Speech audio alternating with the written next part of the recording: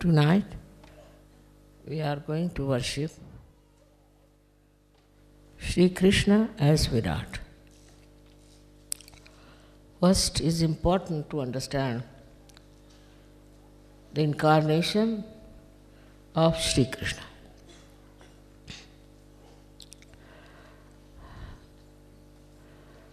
Krishna word comes from the word Krishi. Krishi means agriculture.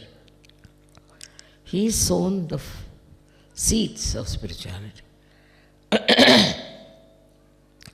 And for that, first of all, he had to think, where are we as far as spirituality is concerned? How is the land? So what had happened at the time of Sri Rama, that he created lots of maryadas.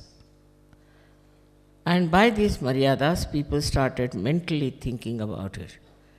I'm not supposed to do that, I'm not supposed to do this.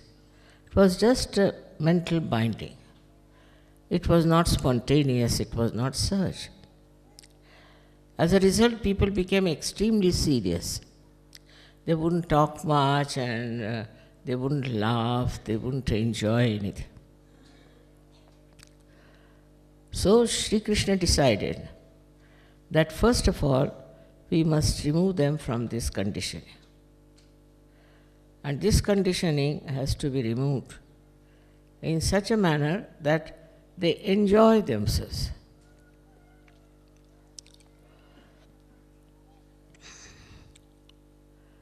Then he found out there were 3 suggestions as far as achieving the goal was concerned. So first one, as he says,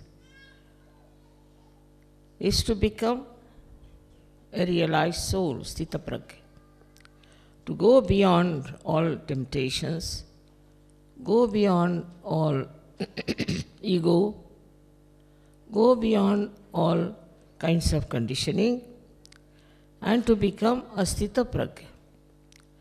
Sthita prajna is where he doesn't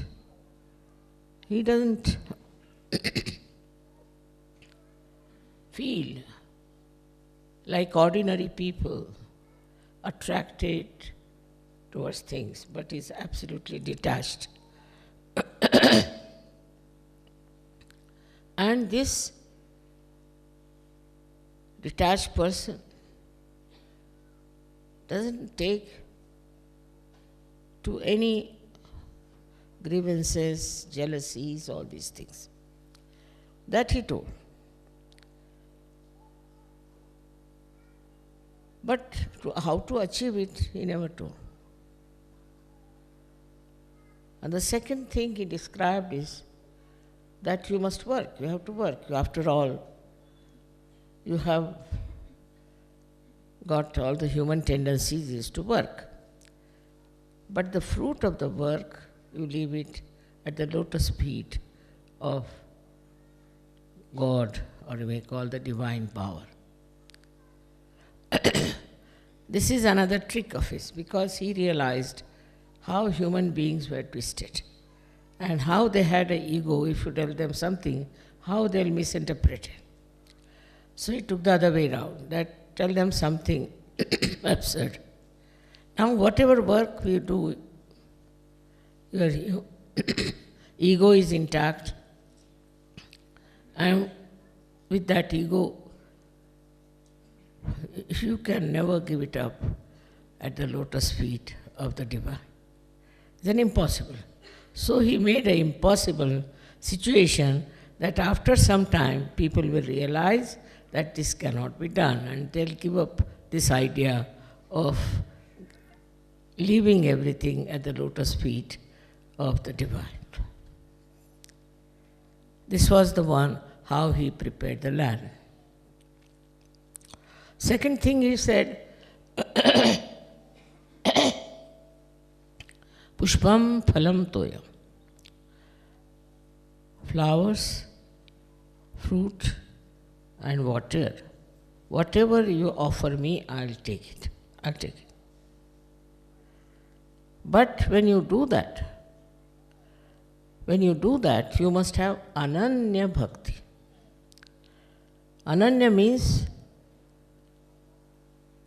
completely single-minded bhakti. When there is not the other. This is only possible after realization. Only after realization you can put the fruits of your work at the lotus feet of the Divine, and only after self-realization you can have Ananya Bhakti, means the devotion which is singular. These absurd conditions he put for human beings because they were so much complicated. So many people tell me, Mother, we are doing Ananya Bhakti. How? Because we are singing on the street, we are taking the name of God all the time, we are going to Pandharipur, you see, in rags, and for 1 month we walk singing. This kind of absurd ideas about bhakti, he never gave. But it is the way he wanted to neutralize the absurdities of human beings that they thought this was the bhakti, which is not. Ananya Bhakti is only possible when you are realized soul, when you are connected with the Divine, when there is not the other. This is how he tried to make three-way attack, on human beings, in a way, on their stupidity. Because he thought that if I tell them directly, do like this, do like that, then they'll say, of course we did it, and still we never achieved it. In India, there's a big cult, we can call it, people who go to Pandharipur. For 1 month they walk in rags, singing the songs, and on the way they go on eating food at different places. According to them, this is Ananya Bhakti. And they achieve nothing. They become very sick and very tired and have a very bad old age. But who can tell them? They are all lost in it. So this is a way one could tackle human beings to show their stupidity. And so many people come and ask me, as I told you, that how is it we do so much bhakti of Sri Krishna and we have achieved nothing. So he's the one who prepared the land for sowing. We can say he's the one who was like a very great agriculturist. So his name was Krishna. There are so many things I've told you about him, how his name came as Krishna, then as how he was called as Radha, or who was Radha, who was Krishna, and all those things. But when he talked of these things, also he told that you should become Sthitaprajna. That is, they call as Jnana Yoga. Jnana means knowledge. So you should get absolute knowledge. That he didn't say how. That you know what is absolute knowledge, which you can feel it on your fingertips in SahajaYoga.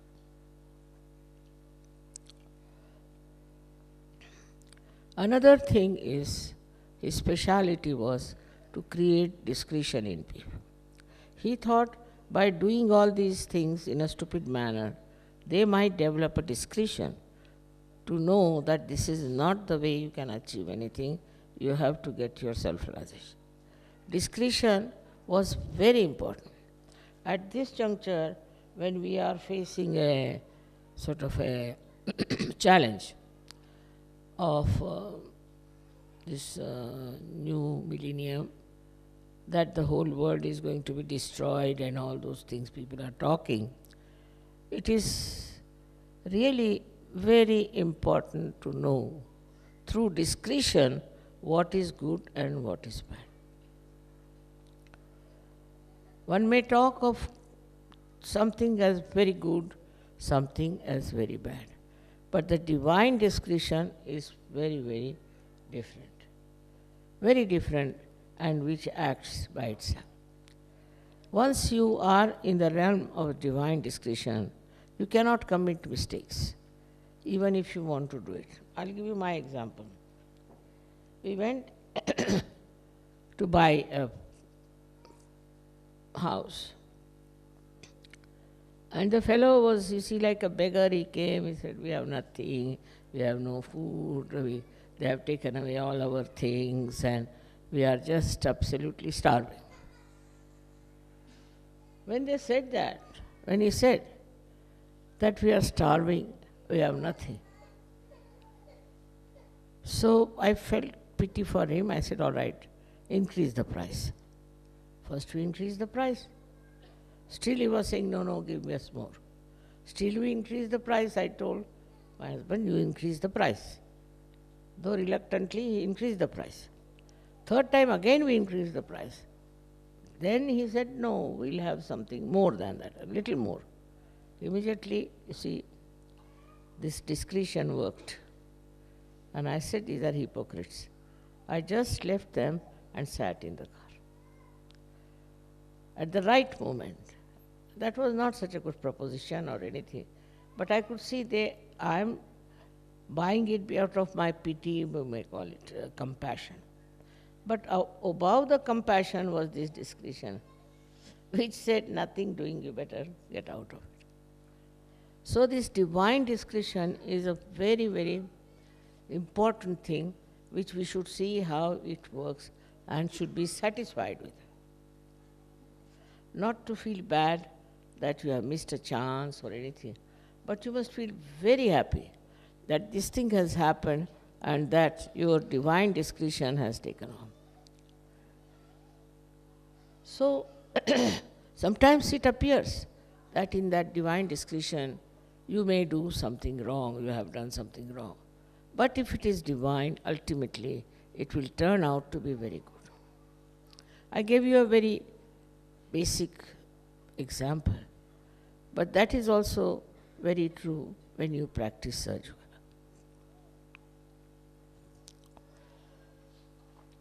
The discretion of divine discretion is extremely important to play a very great part in our lives.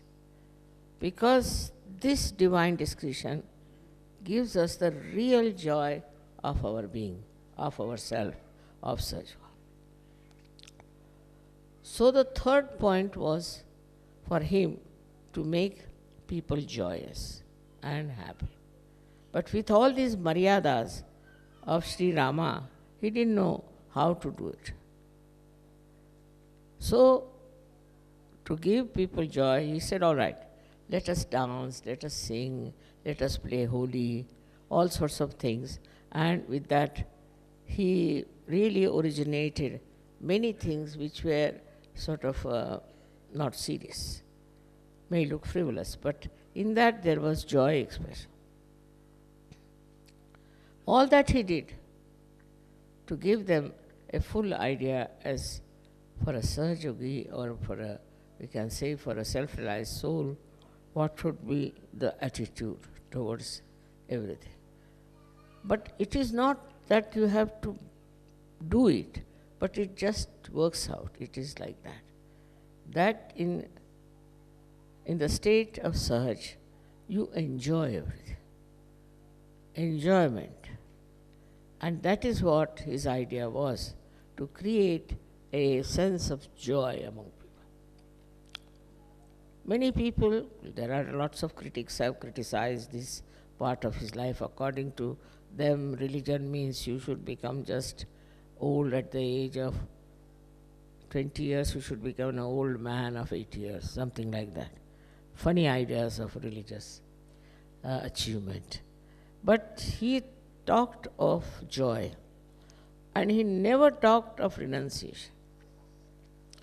He never talked that you give up your family, you give up your children, you give up everything. Never, never.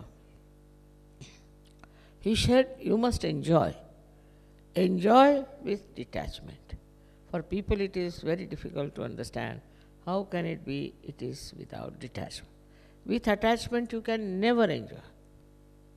If you are attached to something, you cannot enjoy anything in a full way. Like supposing you are attached to your child.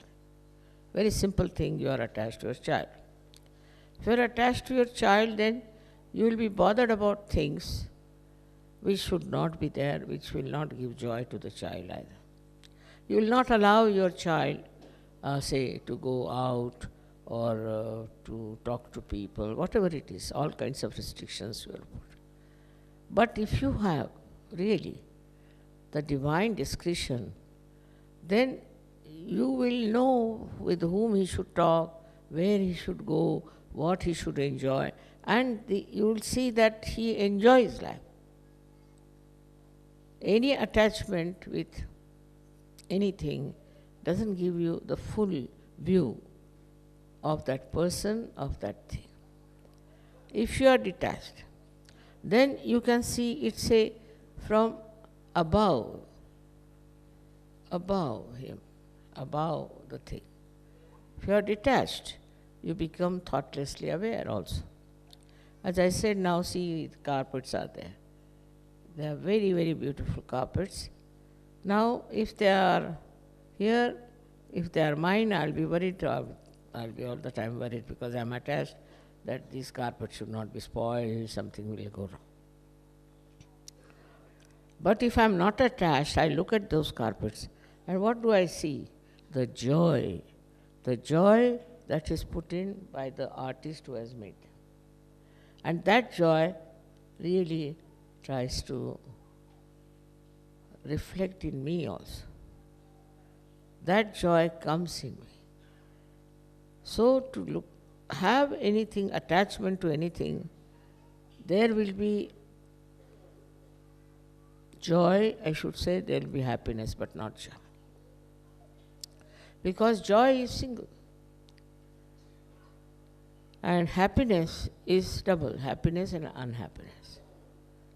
So even if I try to enjoy something, I'll think, oh, still there, this point is there. But joy is all-pervading. It has no boundaries. And you just get dissolved in the ocean of joy. That was what Sri Krishna's idea was, that to cut out these maryadas. Nowadays we see the maryadas of so many things are really useless. For example, you have discovered the maryadas of religion. See, when they live in maryadas, then what happens? They sort of coagulate, or they have all kinds of germination inside, like the pond which is absolutely bound. It is not flowing like river. So like that, you see, it becomes a kind of a closed mind with these maryadas. And when you have these maryadas, you start thinking whether I should do it or not, whether I'll enjoy it or not. With these maryadas only, you kill the joy. Now we have other maryadas about, say, we have country, as I told you, about the religion. Now many people who would love to come to SahajaYoga, but because they have maryadas of silly things of their religion, they cannot come. They think this is our religion, while they don't understand. Falsehood becomes the maryadas, and they don't understand that what is the maryada actually made by the religion also. You see now in Islam what is happening is, with these maryadas, they want to have another country, this thing, that thing. In other Christian religion also same thing happening. Also in Hindu religion.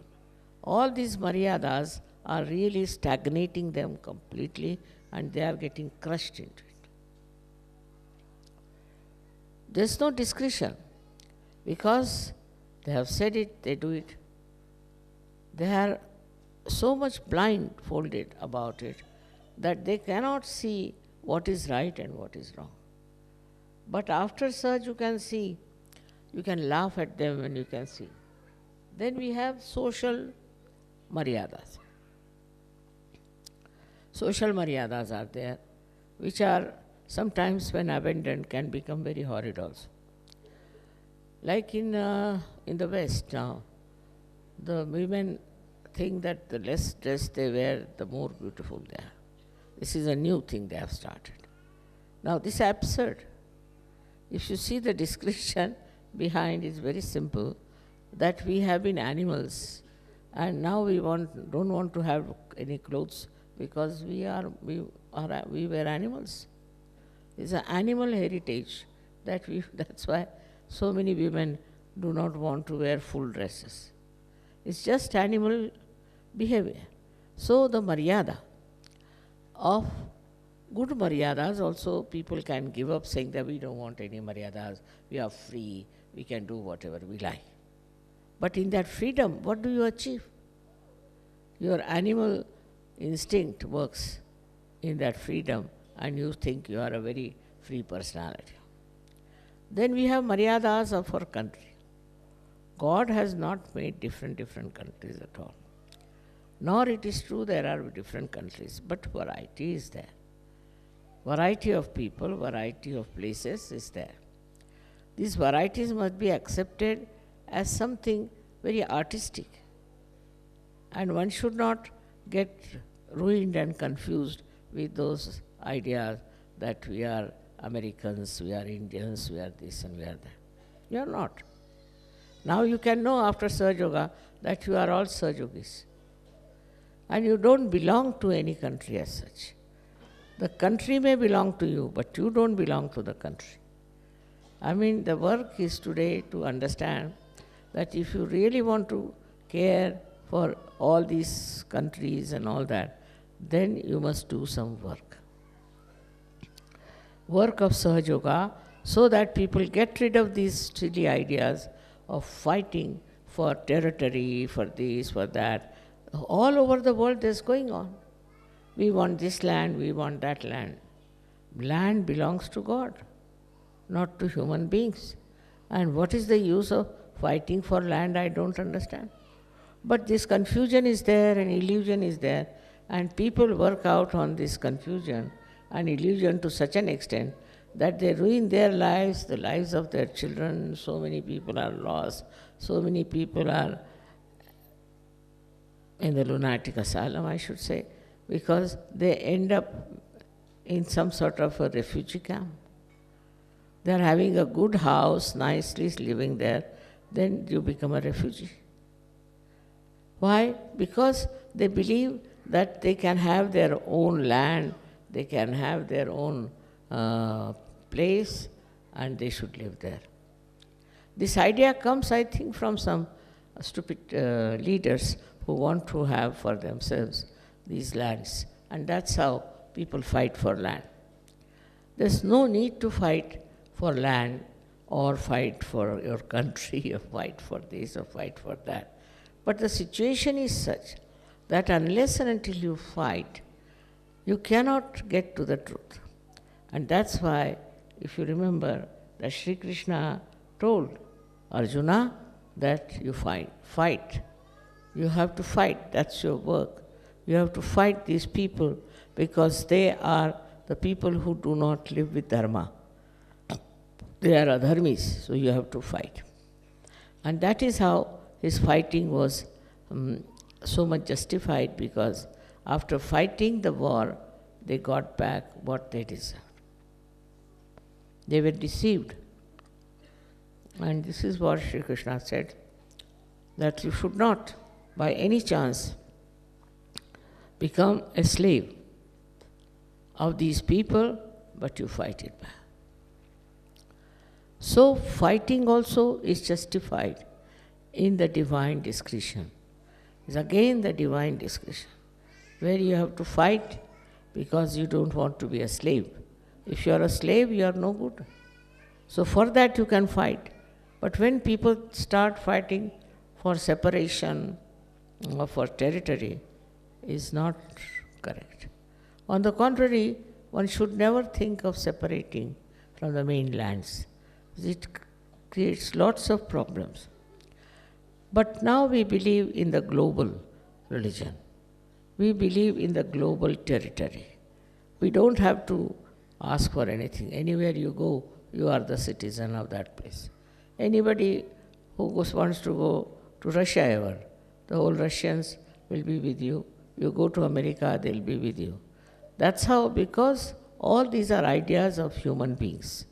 And if the human beings get transformed, there will be no problem of any war or any territory to be achieved.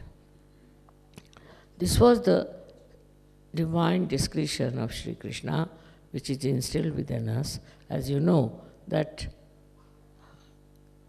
this is a part and parcel of the Vishuddhi Chakra, where Sri Krishna resides. But when he rises to your Sahasrara, when he rises to that level, then he becomes Virata. So Virata's chakra is placed in the head here above the Agya. And this Virat is the form of Sri Krishna who has risen above the Agya. When you are risen above the Agya, you become a part and parcel of Virata's land, we can say. Because unless and until you are above your ego, you are still involved with yourself and with wrong ideas of maryadas. But when you rise above that and you become the Virat, the great, then you are in the land of Virata. And Virata's powers are tremendous. As been seen by Arjuna, the form of Virat. The power of Virat becomes so tremendous that it acts globally. It acts in such a manner that you sit here and anywhere it can act. You have seen that now. Many times people say, Mother, it's a miracle. My mother was sick and she was not here and I just prayed and she got all right. This is all the power of Virat. The power of Virat is that it can penetrate into the subtle side of human beings in such a manner that everything we are connected. We are not separate. As every drop is connected with the ocean. We are connected with the whole universe. And when you become the citizens, I should say, of Virat, then all the things with which you are connected also get your vibrations, your ideas, your ambitions, everything passes through that. And it works. It works. You have seen how many miracles have taken place in your lives. It is the Virata Shakti that works. Now for that, we have to know how to do worship of Virat. First of all, you have to rise above your ego. Very important. Otherwise, how can you worship? There is your ego standing in between. And how can you rise up to the point of Virat? You have to pass through that. Once you are above your ego, you enter into the kingdom of Virat. There, the king is the Virat, and you are the subject who are looked after completely by Virata Shakti, by the power of Virata. But at that stage, you become really a universal personality in a way, because whatever are problems universally. Now, not necessarily that they should be attached to you or connected to you. Supposing a person is of that level, now there may be a war in some other country. It can stop. Somebody who is being oppressed can win over. Anywhere your compassion moves, it works out. Whenever your attention will go, it will work out. And sometimes you are surprised as to how it works, Mother, how these things work out, how these coincidences have taken place. Only thing is, you have crossed that state of your ego and have gone into the state of Virat, which is a very important thing to do, is to enter into the area of Virata. Then you don't think this is your country, this belongs to you, that belongs to you. This belonging business finishes off. Then you belong to Virat. And he uses you for his own purpose, in the sense that when your whole thinking is different, becomes global thinking, then he acts. And then his powers are manifold. And Krishna's power is that he uses a conch to call people. I have given conches to all the leaders. So we have to now announce and call people. But at the level of Virat, you don't have to do all that. At the level of Virat, it just, people see, they'll know. Just, they will watch you and they will know. Just, they'll think you are human beings and you are so sweet, so good, just like gems shining all the time. So, they'll be impressed. This comes through the Virata's blessing. When you become that, then you forget about other things, like you have big positions or anything, you come from a very rich family, or that, all these nonsensical things which are actually not true. And all these things on which you want to exist are no more. People like to show off their wealth. Some people like to be very sort of demonstrative of what they think they are. But in the case of a person who rises above his ego and is a part and parcel of that Virata Shakti, enter into the kingdom of Virat, he knows he's very small. He's very small compared to that, and he just dissolves into that Shakti. And this should happen to us, that we should humble down. We should humble down and know that our powers, whatever we have, if they give us ego, we should get rid of it. We should not have that ego. We should get rid of it, and we should actually achieve that state where you can be called as citizens of the Virata's power. May God bless you all.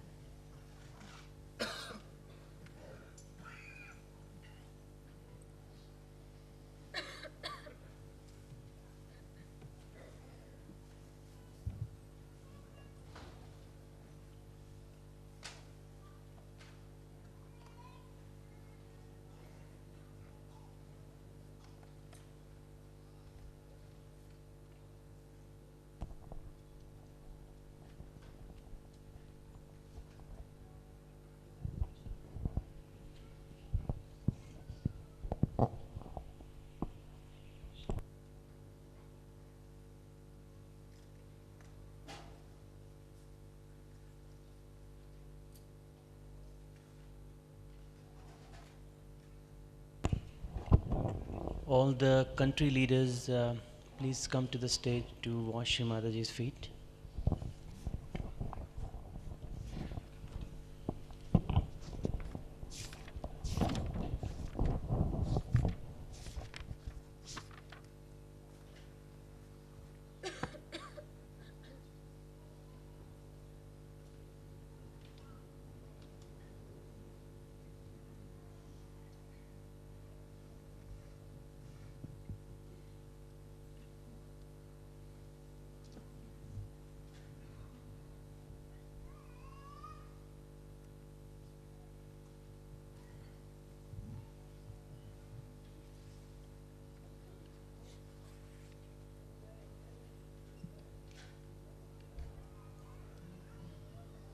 Like children. You are children then. As children you enter. As Christ has said, when you enter into the kingdom of God, you have to be like children. And that's what you have to be today, all of you, to be innocent like children. You have to be innocent like children.